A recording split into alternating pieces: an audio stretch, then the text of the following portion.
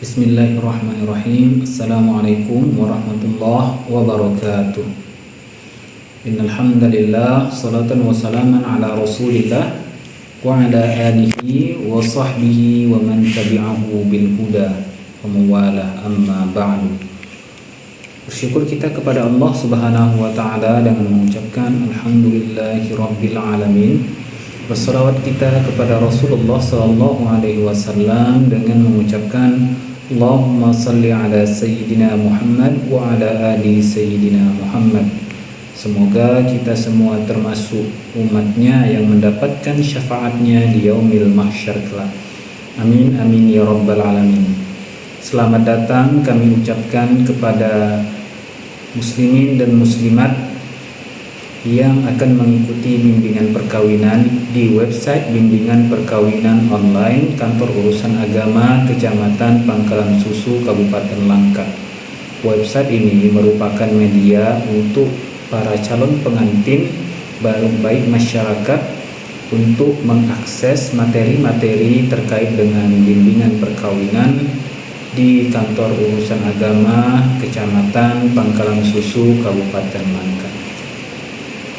Baik, dalam pemaparannya materi ini akan berkaitan dengan dasar-dasar hukum, peraturan-peraturan yang berkaitan dengan hak suami dan istri yang kelak akan menjalani rumah tangga.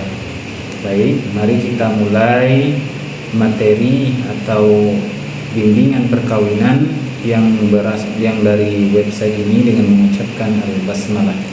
Bismillahirrahmanirrahim. Yang pertama yaitu dasar hukum perkawinan dan keluarga. Undang-undang yang mengatur pondasi hukum perkawinan di Negara Kesatuan Republik Indonesia yaitu Undang-Undang Nomor 1 Tahun 1974, di mana telah mengalami perubahan dengan Undang-Undang Nomor 16 Tahun 2019 yang mengatakan bahwa usia minimum perkawinan adalah 19 tahun, yang mana sebelumnya perempuan dibolehkan 16 tahun, sekarang menjadi 19 tahun baik laki-laki maupun perempuan. Pernikahan di undang-undang ini juga dikenal sebagai ikatan lahir batin demi keluarga yang bahagia dan kekal. Dan pernikahan yang sah apabila sesuai dengan hukum agama dan dicatat oleh negara. Segala pernikahan yang tidak sesuai dengan hukum agama dan tidak dicatat oleh petugas atau wakil dari negara maupun sah secara agama tetapi tidak dicatat oleh petugas yang berwenang untuk mencatatnya sebagai perwakilan dari negara, maka perkawinan tersebut tidak sah di mata hukum. Kerugiannya kelak adalah apabila ada kasus-kasus atau kendala-kendala di masa depan yang berkaitan dengan hak-hak kewarganegaraan, terutama yang berkaitan antara pasangan suami istri, ini akan sangat merugikan. Karena apa? Karena tidak memiliki kedudukan hukum yang kuat. Kedudukan hukum tentang panduan perkawinan bagi umat muslim ada pada KHI atau kompilasi hukum Islam yang mengatur hukum perkawinan Islam di Indonesia. Tujuannya apa? Agar terciptanya keluarga sakinah, mawaddah dan warahmah, dan sebagai pelengkap undang-undang perkawinan dalam aspek syariat. Regulasi pencatatan perkawinan dalam peraturan Menteri Agama juga mengatur tentang tata cara dan administrasi serta pencatatan nikah, yang dimana dilaksanakan oleh Kantor Urusan Agama untuk menjamin legalitas dan perlindungan hukum bagi calon pengantin maupun calon keluarga kelak. Baik, selanjutnya adalah hak dan kewajiban suami istri dalam Islam, di mana pernikahan itu adalah mitsaqan ghalidhah, yaitu perjanjian yang kuat yang didasari dengan muasyarah bil ma'ruf atau interaksi dengan cara yang baik. Setiap pasangan berhak untuk mendapatkan perlakuan yang baik, adil dan saling menghormati sebagai pondasi keluarga yang sakinah.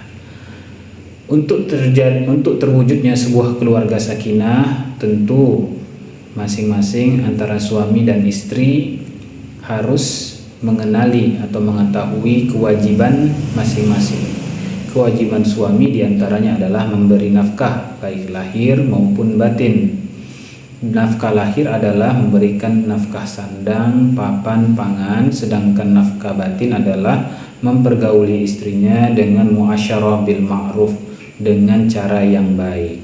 Kemudian melindungi istri dan keluarga serta membimbing keluarga ke dalam ajaran agama dan syariat yang baik sehingga rahmat Allah turun dan keluarga tersebut menjadi keluarga yang sakinah, mawaddah, warahmah. Selanjutnya adalah kewajiban istri. Di antara kewajiban istri adalah menjaga kehormatan dirinya, tidak mengumbar aib suaminya, tidak mengumbar aib dirinya, menjaga aib keluarganya, serta menjaga kehormatan keluarganya di mata masyarakat maupun lingkungan di tempat ia berada. Kemudian menjaga harta suaminya amanah dalam menjalankan tugasnya sebagai istri, serta taat kepada suaminya dalam hal-hal kebaikan, dan juga membantu atau berpartisipasi dengan suaminya dalam urusan rumah tangga. Dan apabila keduanya antara suami dan istri sama-sama menjalankan kewajiban ini dengan baik, maka diharapkan akan terwujudnya keluarga yang sakinah, mawaddah, warahmah, yang senantiasa bahagia dunia dan akhirat. Selanjutnya yaitu tentang manajemen keluarga, di mana ini merupakan kunci keharmonisan sebuah keluarga yang mencakup pada pengelolaan keuangan yang bijak, pembagian peran dan tanggung jawab, pendidikan anak dalam keluarga, komunikasi efektif, serta penyelesaian konflik yang konstruktif. Pengelolaan keuangan yang bijak itu memiliki beberapa asas. Di antaranya adalah asas adil dan halal, di mana pembagian dalam nafkah itu harus adil, serta nafkah yang diberikan itu adalah nafkah yang halal. Prinsip adil, halal, dan bijak dalam pengelolaan keuangan ini sangatlah penting. Karena apa? Karena aspek keuangan dalam rumah tangga itu merupakan hal yang sensitif, hal yang sangat riskan untuk membuat atau menyebabkan pertikaian, konflik, serta kesalahpaham antara suami istri. Oleh karena itu, perlulah adanya pengelolaan yang bijak dengan prinsip-prinsip yang kokoh untuk membuat suatu pengelolaan keuangan yang baik, baik itu dari segi penyalurannya, pendapatannya, serta bagaimana pengelolaannya di dalam keluarga. Selanjutnya adalah penuhi nafkah, hindari hutang, serta aktif berbagi. Penuhi nafkah yaitu penuhi nafkah keluarga, nafkah istri, nafkah rumah tangga, di mana nafkah-nafkah ini adalah kewajiban bagi suami untuk memenuhinya. Sehingga apabila nafkah ini dipenuhi, maka hak istri sudah diterima untuk menjadi sebuah kewajiban bagi suami dalam pengelolaan rumah tangga. Hindari hutang, yaitu sekuat tenaga atau sebisa mungkin untuk menghindari utang piutang yang mana akan merepotkan atau menyusahkan di kemudian hari, serta aktif berbagi dan tetap jaga sedekah, saling berbagi kepada sesama untuk menjalin silaturahmi yang baik antara umat manusia, baik antara kita sebagai personal maupun kita di dalam lingkungan masyarakat. Kemudian perlu juga adanya pelatihan atau pengajaran literasi finansial kepada anak. Gunanya apa? Agar anak kelak memiliki bekal ilmu pengetahuan dalam pengelolaan keuangan, karena tantangan-tantangan ekonomi di masa depan itu akan semakin meningkat, memerlukan kecakapan dalam bidang pengelolaan finansial. Selanjutnya adalah pembagian peran dan tanggung jawab. Asas yang dituntut dalam pembagian peran dan tanggung jawab adalah saling melengkapi, di mana antara suami dan istri harus saling menutupi aspek-aspek kekurangan masing-masing. Suami sebagai pelindung, pemimpin, pemberi nafkah, sedangkan istri adalah mitra suami dalam mengatur rumah tangga, saling menghormati, saling melengkapi dan berperilaku baik antar sesama, serta tanggung jawab dalam peran masing-masing.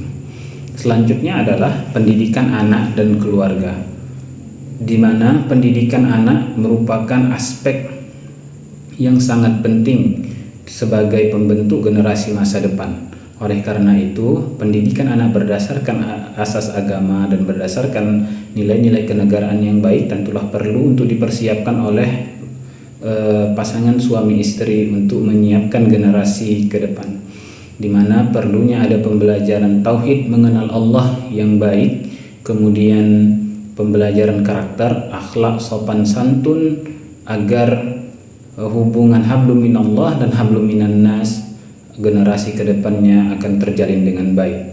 Memperkenalkan tauhid sejak dini, yaitu tauhid 20, wujud qidam baqo dan seterusnya.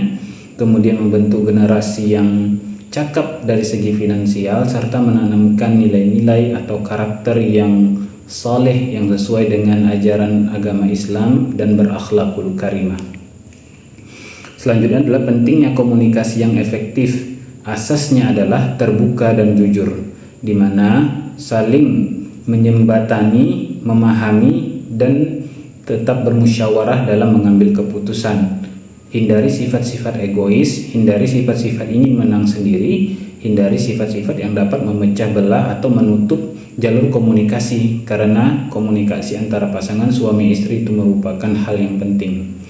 Kemudian hormati pandangan, capai keputusan bersama, saling menghormati, saling menghargai antara satu sama lain, sekalipun dalam pandangan tersebut atau dalam pendapat antara suami dan istri terdapat kekurangan, harus saling mendengarkan. Jangan ingin menang sendiri atau jangan bersikap egois, keras kepala sehingga rasa ingin menang itu terus menguasai diri. Hal ini dapat menciptakan perpecahan yang sangat parah di kemudian hari. Kemudian muasyarah bil ma'ruf, yaitu pergaulan baik dan saling memahami. Inti dari muasyarah bil ma'ruf adalah saling memahami.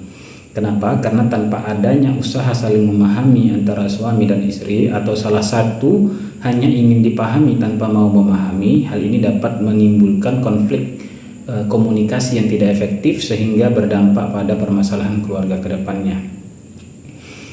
Kemudian aspek selanjutnya yang paling penting adalah penyelesaian konflik yang konstruktif. Di sini perlunya sifat bijak dan saling memuliakan.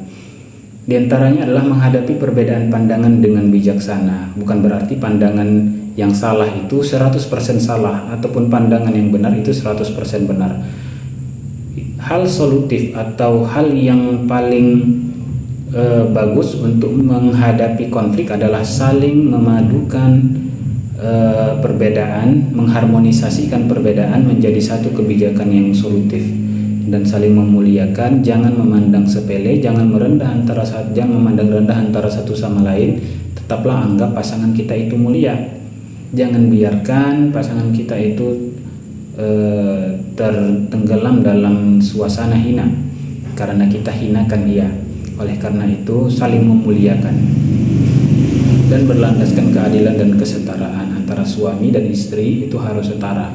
Bukan hanya suami saja yang ingin menang atau istri saja yang ingin menang, karena kesetaraan antara suami istri dalam rumah tangga itu sangat berpengaruh dalam keharmonisan perjalanan rumah tangga. Di antara pilar-pilar keluarga sakinah yaitu adalah cinta dan kasih sayang yang mendalam, empati dan limpahan berkah, muasyarah bil ma'ruf serta kerjasama yang penuh ihsan. Allah Subhanahu wa taala berfirman dalam surah Ar-Rum yang artinya, dan dijadikannya di antaramu rasa kasih dan sayang. Suami wajib memberi cinta dan kasih sayang, dan istri juga wajib memberi cinta dan kasih sayang. Bukan hanya dituntut oleh salah satu pihak saja, kedua-duanya harus membangun ikatan tersebut dalam landasan cinta dan kasih sayang, sehingga terbangunlah ikatan emosional yang kuat. Empati dan limpahan berkah. keluarga mendapatkan limpahan rahmat dan berkah dari Allah Subhanahu wa taala apabila menjalankan segala perintah-perintah Allah dan menjauhi segala hal-hal yang dilarang oleh Allah Subhanahu wa taala, saling menaungi dengan penuh belas kasih dan mewujudkan keluarga yang diridhoi Allah Subhanahu wa taala. Muasyarah bil ma'ruf, relasi baik yang dibangun antara suami istri haruslah diperkuat, saling memahami, menghormati dan memuliakan pasangan, tidak mengungkit pemberian atau tidak mengungkit kesalahan di masa lalu, serta kerjasama dengan penuh ihsan, hak dan kewajiban yang saling berkaitan dan melengkapi, serta menghadirkan perbuatan baik dalam interaksi keluarga, sehingga fondasi rumah tangga yang kokoh dan harmonis bisa terwujud. Dalam pernikahan, suami dan istri diikat oleh sebuah ikatan suci, yaitu mitsaqan ghalizah, berpasangan untuk ketentraman, ikatan suci kuat dan serius, ikatan lahir dan batin pria dan wanita untuk membentuk keluarga yang bahagia dan kekal. Karena pernikahan adalah perjanjian suci yang kuat, yang agung, serius dan tidak main-main. Mitsaqan ghalizah. Apa tujuannya? Tujuannya adalah mewujudkan keluarga yang sakinah, mawaddah, warahmah, mencapai kedamaian, ketentraman dan kasih sayang, serta menjaga dan melindungi kehormatan keluarga, memenuhi hak dan kewajiban suami istri secara adil. Mitsaqan ghalizah merupakan perjanjian yang kokoh, perjanjian yang kuat, agung, serius dan bukan main-main. Oleh karena itu, seorang suami ataupun seorang istri haruslah serius dalam menjalankan pernikahan. Seriusnya Allah Subhanahu wa taala menyebutkan mitsaqan ghalizah 3 kali dalam Al-Qur'an sebagai petunjuk bahwa kesakralan asas-asas mitsaqan ghalizah dalam amalan-amalan umat Islam, dalam amalan-amalan hamba Allah, bukan sekedar akad serah terima biasa. Ikrar ilahiyah, lafaz akad nikah, dan adalah janji yang sangat kuat di hadapan Allah Subhanahu wa taala, yang mana membawa tanggung jawab dan konsekuensi yang besar di dunia dan di akhirat, di mana lafaz ijab dan qabul ini dihalalkan dalam ikatan suci atas kalimat Allah. Laki-laki mengambil perempuan dari orang tuanya berarti telah melakukan perjanjian atas nama Allah. Fondasi rumah tangga yang kuat adalah menimbulkan hak dan kewajiban yang harus dipenuhi secara seimbang. Suami bertanggung jawab menjaga akhlak dan agama istri, dan istri juga bertanggung jawab untuk menjaga martabat dan kehormatan suami, karena perkawinan adalah ikatan lahir batin dengan tujuan membentuk keluarga bahagia dan kekal berdasarkan asas ketuhanan yang Maha Esa. Muasyarah bil ma'ruf yaitu adalah konsep kesalingan atau merasa memiliki dan kerjasama. Muasyarah bil ma'ruf adalah suatu tujuan yang menghadirkan setiap perbuatan baik yang dilandasi dengan asas saling mengenal, memahami, mengasihi dan menghormati, di mana prinsip ini berlaku bagi kedua belah pihak, bukan hanya bagi suami saja tetapi juga bagi istri. Cinta dan perlindungan, memberi kasih sayang yang tulus, menjaga kehormatan dan melindungi satu sama lain dari segala keburukan. Hormat dan apresiasi, menggauli dengan cara yang patut, menghargai peran, mengapresiasi setiap usaha pasangan. Ridha dan menerima pasangan apa adanya, memaklumi kekurangan, serta saling meridhoi sebagai anugerah, serta interaksi harmonis, memperindah ucapan, memperbaiki tingkah laku, serta harus selalu berlaku adil dalam segala situasi dan kondisi. Musyawarah sangat penting dalam keluarga, terutama dalam pengambilan keputusan, karena musyawarah adalah cara sehat untuk berkomunikasi, meminta masukan dan menghormati pandangan setiap anggota keluarga. Dan musyawarah merupakan dasar komunikasi yang sehat. Juga untuk membangun kesepakatan bersama, menciptakan konsensus yang kuat dan kokoh berdasarkan prinsip saling memahami, melengkapi dan tanggung jawab, serta menghargai setiap pendapat, setiap suara itu penting. Menghargai semua pendapat membentuk fondasi kekeluargaan yang harmonis, inklusif dan penuh kasih sayang. Maka untuk mewujudkan keluarga yang sakinah, mawaddah, warahmah, landasan kokoh untuk keluarga yang tenang, penuh cinta dan rahmat, itu adalah pengamalan nilai-nilai Islami, komitmen belajar dan berbenah, serta membangun generasi yang berkualitas. Oleh karena itu, rumah tangga yang sakinah, mawaddah, warahmah serta diridhoi oleh Allah Subhanahu wa taala dapat terwujud dan membentuk generasi yang baik serta kuat di masa depan. Mungkin ini saja yang dapat kami sampaikan, kurang lebih mohon maaf. Wabil akhir, assalamualaikum warahmatullahi wabarakatuh.